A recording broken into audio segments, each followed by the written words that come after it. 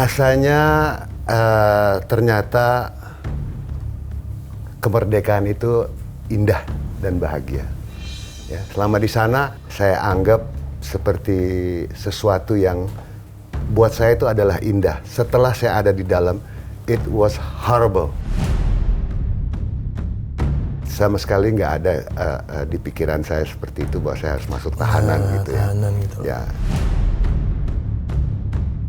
Kalau dibilang dari pihak lawan atau korban lah ya istilahnya, dia lagi duduk santai-santai terus digebuk sama Pierre Gruno. Saya tanya sama dia, lu kok sinis banget sama gue, ada apa gitu. Totonya dia bilang, apa?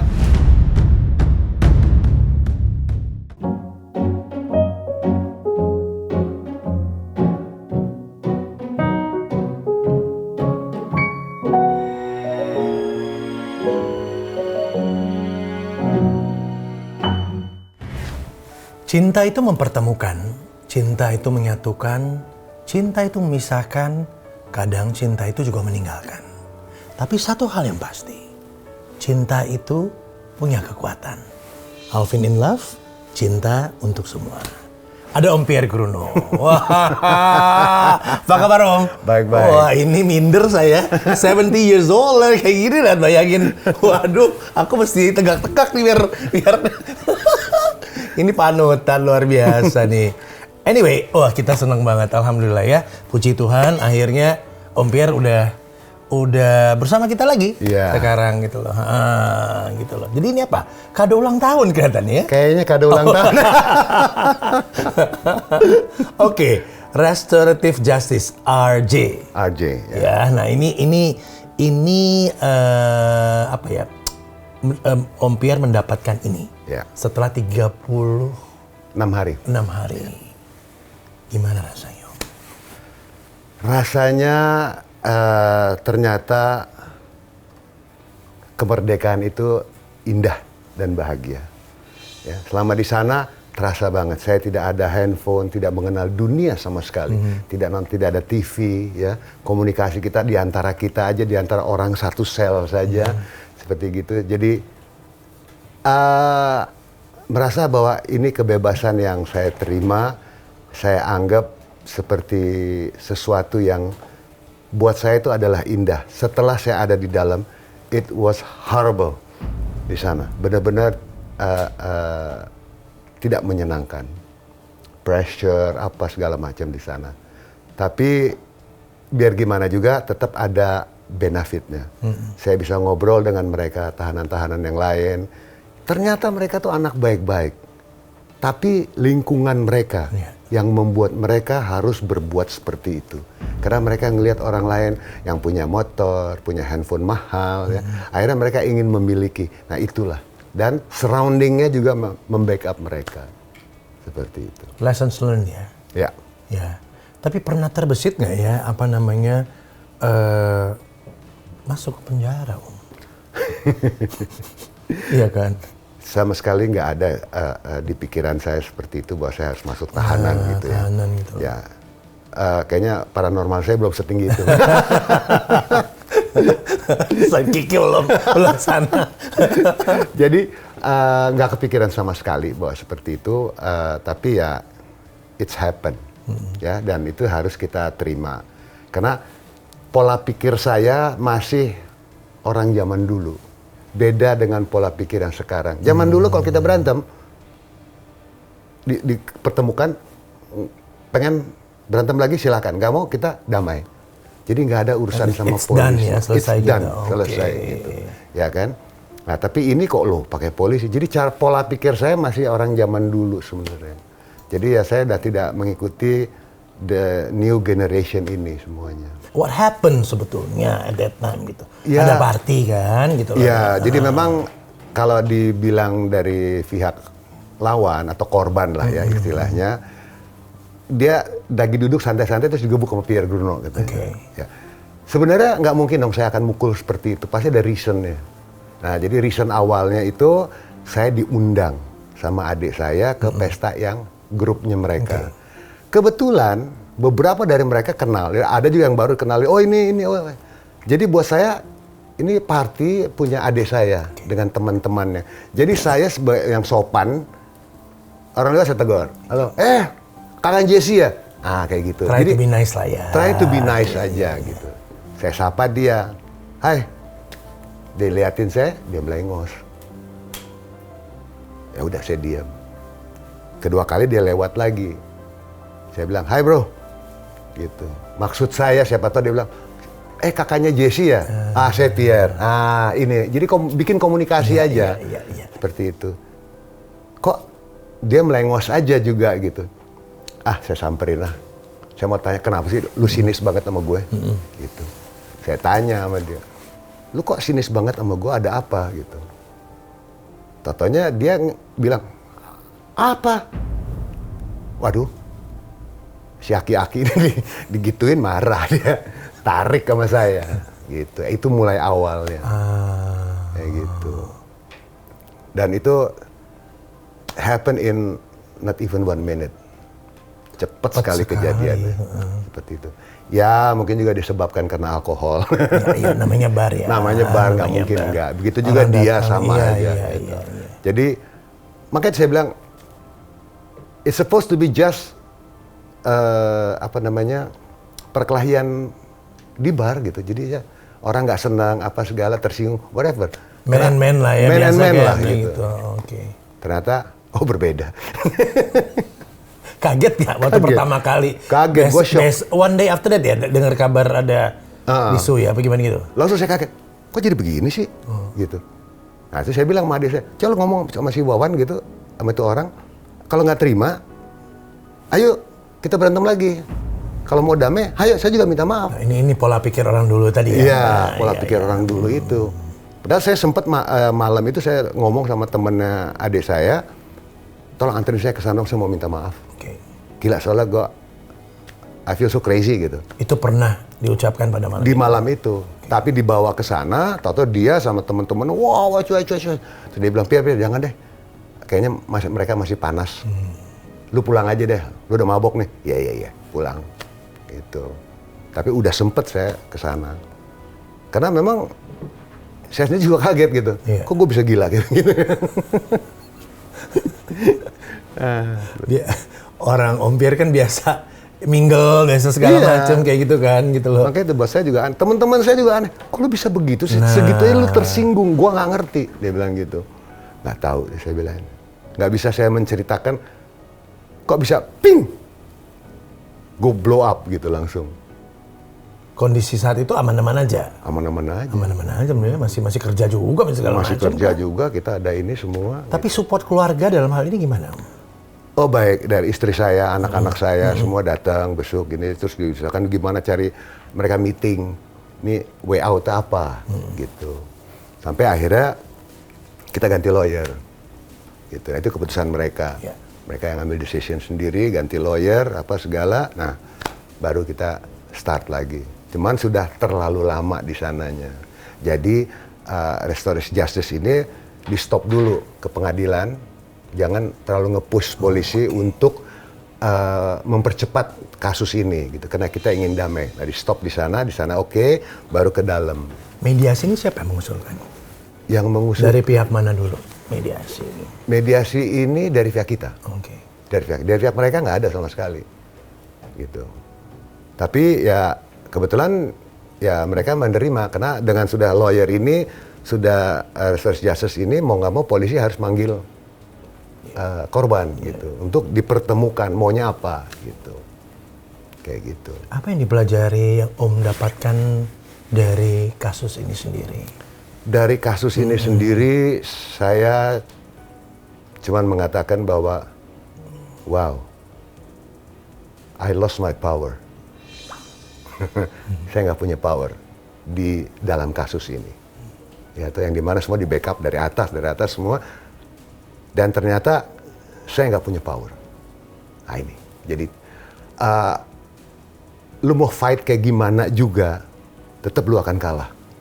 Because the power is involving. Gitu.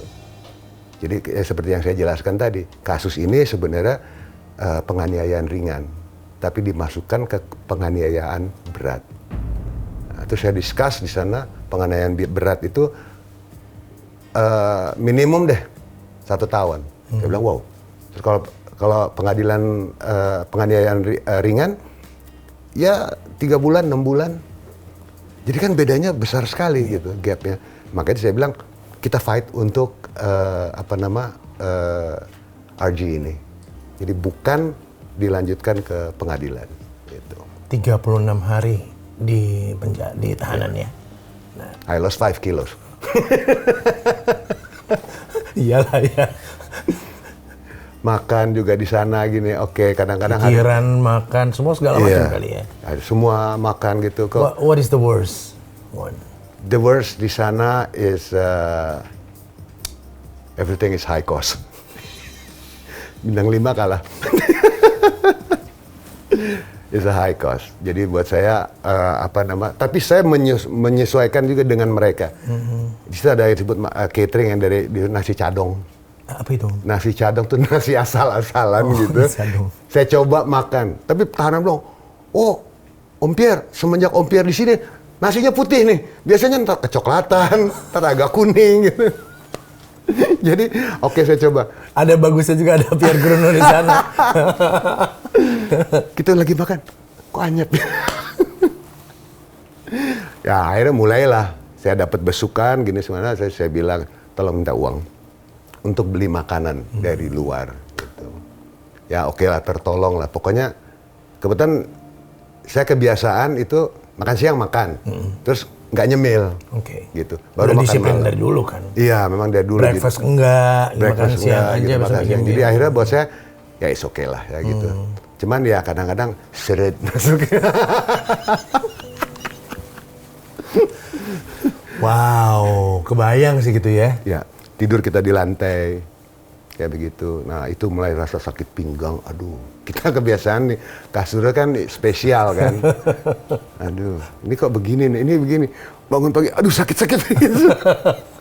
Tulang-tulang, udah lecet di sini karena ketekan ini. Jadi nggak, very uncomfortable. First week, bener-bener jauh. Akhir saya ngomong ke polisi, minta dong alas buat apa saya. Nah dikasih sambung-sambung, ada dapat 5 piece.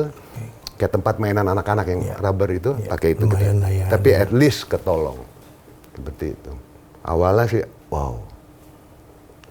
Langsung gue bilang, gue pernah susah, tapi kayaknya gue nggak pernah sesusah ini.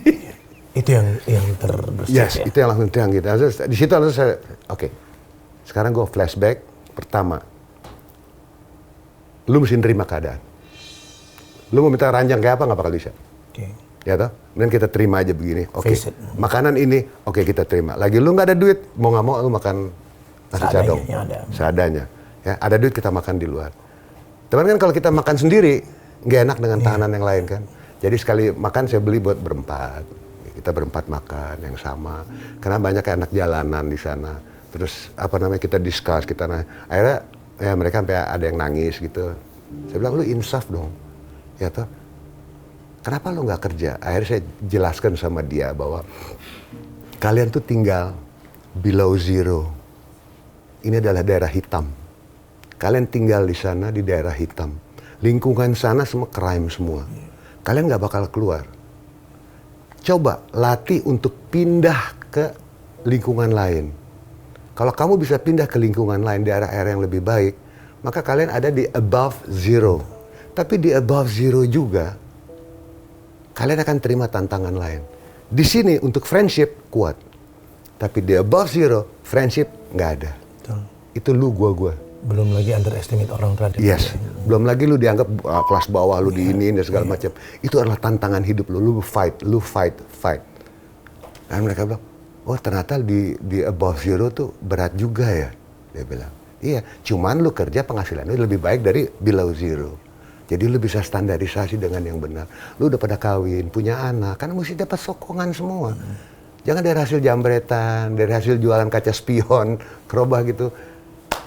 Gak bisa, saya bilang gitu. Ya akhirnya mereka mereka sholat, mereka puasa jadinya gitu. Mereka manggil Om Pierre apa? Opa.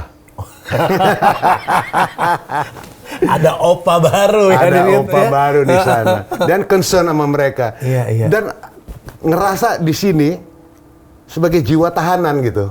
Karena udah mau nggak mau kita menyatu. Jadi ada, Nah ini menarik nih, ngerasa di sini jiwa tahanan. ya saya ngerasa jiwa saya sebagai tahanan. Hari sama keberapa seperti itu mereka. ngerasa? Itu kira-kira 2 minggu. 2 minggu di sana langsung saya ngerasa di sini. I'm one of them. Biar lu setinggi apa, lu apa. Tapi kalau di dalam sini, lu sama adalah tahanan. Om nggak ada rasa stres, nggak ada rasa beng jatuh gitu loh. Enggak. Nggak ada sama Untung sekali. semental saya kuat di situ. Saya bisa bertahankan ini enggak. Jadi pertama awal tuh nerima keadaan saya saat itu. Seperti itu. Saya nerima. Oke. Untuk apa? Supaya saya jangan mental breakdown. Iya. Seperti itu. Karena nanti kalau saya keluar, saya akan kacau gitu. Makanya saya juga udah wanti-wanti nih. Di sel, itu saya tidur nggak nyaman. Setiap 2 jam bangun. Terus setengah jam istirahat, tidur lagi. Udah malam. Akhirnya nggak bisa tidur. Mundar-mandir jalan. Itu 5 meter mundar-mandirin gitu. Gua rasa kalau udah Sel dihitung. berapa orang ya? Ya? Di sel berapa Satu orang? sel pertama 4 orang, terus kita ditambah jadi 6 orang. Kayak gitu. Tapi ya kita atur tidurnya supaya nggak ngeganggu satu sama lain. Gitu aja. Nah udah, jadi akhirnya saya di sana baru ngerasa bahwa, oh ya, I'm one of them. Seperti itu. Sampai akhirnya ada tahanan dibentak-bentak sama polisi karena bukan kesalahan si anak gitu. Automatically saya berteriak, jangan gitu dong. Jadi saya langsung merasa bahwa Because you're one of them ya. I'm one of them. Iya. Kayak begitu. Jadi langsung spontan saya labrak gitu. Langsung udah kelar ngomong, aduh Pierre, premanisme lu keluar lagi. Ini nggak bisa.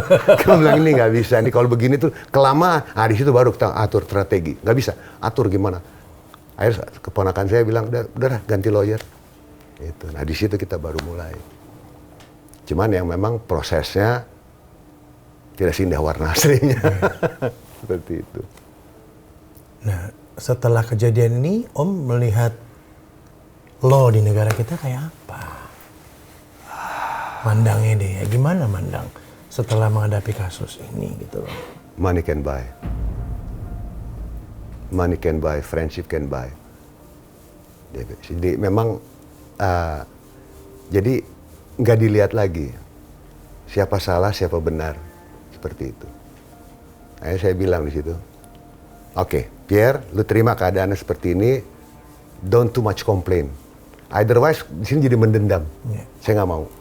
Cuman saya tahu bahwa what have you do outside the gate, saya bilang gitu. Jadi selama saya di dalam kantor polisi, saya belum keluar dari kandang singa. Begitu saya keluar dari sana, baru saya bebas. Bukan surat itu yang mengatakan saya bebas, tapi begitu saya keluar dari pintu gerbang, saya bebas. Karena you can know the world of that. Ternyata it's horrible. Seperti itu. Nah, planning saya ada satu. Gua kerja keras, gua mesti bayar utang-utang gue. Nah, speaking bicara soal utang. Dengan utang memang udah ada atau utang karena kasus ini jadi utang makin banyak? Karena kasus inilah. Iya, karena kasus ini saya keluarnya terlalu banyak sekali. Terus ada sumbangan dari beberapa teman-teman saya Sahabat-sahabat itu untuk ngebantuin supaya istilahnya it's my responsibility. Saya bilang gitu. Dan saya harus balikin ke mereka. Jadi syuting, ayo, yes, okay, I'm fine. Terima order. Sekarang open ya buat open. Kan udah ada film, serial, nanti udah mulai opennya lagi, balik lagi pelan-pelan ya? Pelan-pelan, memang nggak bisa secepat itu. Karena kemarin juga kan kita banyak prosedur yang belum tahu apakah benar saya keluar apa enggak. Iya, orang mau mature juga kan? Iya, karena kemarin dia punya polisi mengadakan wawancara dengan beberapa wartawan, press release mengatakan bahwa Pierre Gruno sudah bebas. Seperti itu. Nah, banyak wartawan nanya, kalau Pierre Gruno sudah bebas, kenapa masih di dalam tahanan? Gitu. Jadi jawaban mereka adalah karena masalah surat-surat. Seperti itu. Waktu keluar, ketemu orang, temen dan lain-lain, ada perbedaan nggak mereka melihat Om Pierre? Mereka ngelihat saya sementara nggak ada. Terutama awal itu adalah saudara-saudara saya, istri, anak-anak dan sebagainya. Circle friend pasti enggak ya? Ya, mereka enggak gitu. Cuman saya rasa pengen di mobil tuh saya buka kaca, saya bilang, "Made, saya lu yang nyetir, gue mau menghirup udara segar." Saya bilang yang di mana saya tidak dapat di sana. Jadi akhirnya sambil ngirup ada orang ngelihat. Itu rasanya ya. Iya, orang ngelihat gitu. Ada di situ perasaan, mau apa nih orang? Jadi rasa sifat premannya itu agak timbul gitu. Iya. Lalu saya ambil keputusan. Instingnya makin ini ya. Iya, gitu instingnya ya. nengok dengan dulu kan kalau nengok senyum gitu. Sekarang nggak senyum, lirik di sini udah mau apa lagi nih orang, gitu. Jadi ada di sana yang seharusnya itu nggak boleh dari saya. Mungkin itu trauma, Om. Bisa jadi, bisa jadi. Karena ya itu pressure, because of the pressure yang bikin saya meledak lagi gitu. Gila kan, badan kita udah nggak kayak zaman kita umur 30-an. 70 masih begini, Om. Saya 50 aja minder gitu. Mudah-mudahan bisa kayak gini tahun 70 nanti gitu. Bisa. As long as you concerned. Nah, itu gitu. dia. As long as you concerned about your health, pasti bisa. And commit ya.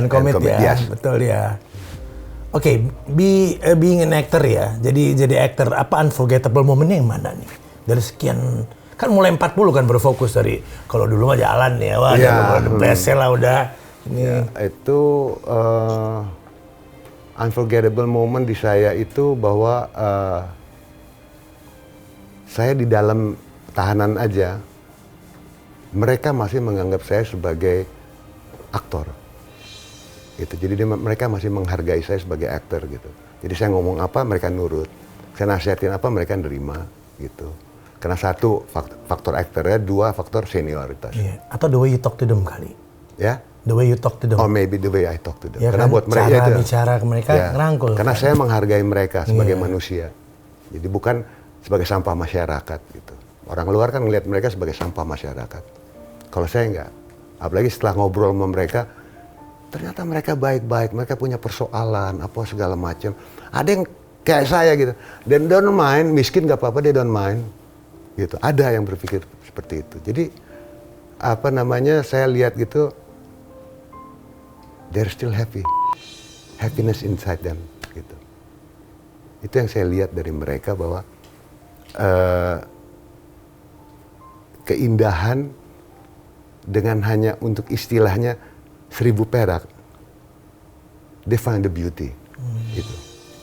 Mungkin kalau kita dengan 1000 perak, lu mau ngapain? Iya. Ya kan nggak bisa, tapi mereka bisa enjoy. Banyak ya yang didapetin dari 36 hari di dalam. Banyak sekali yang saya dapat dari mereka. Dari hasil tahanan itu saya bisa lihat bahwa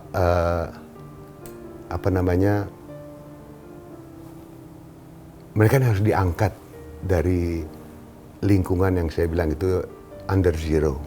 Itu harus diangkat, harus disempurnakan. Jadi pemerintah harus bantu mereka pemulihan nih ya. Ya, pemulihan mereka gitu. Pendidikan. Ada dari mereka kelas 3 SD udah melanglang buana. Seperti itu. No wonder. Jadi apa yang kita harapkan dari mereka? Kalau nggak dikasih pendidikan, dikasih apa segala macam. Seperti itu.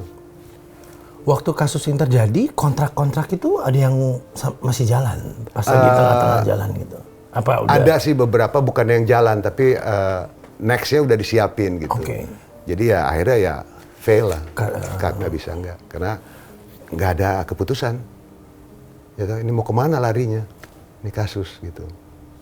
Jadi ya mau bilang apa, ya kan?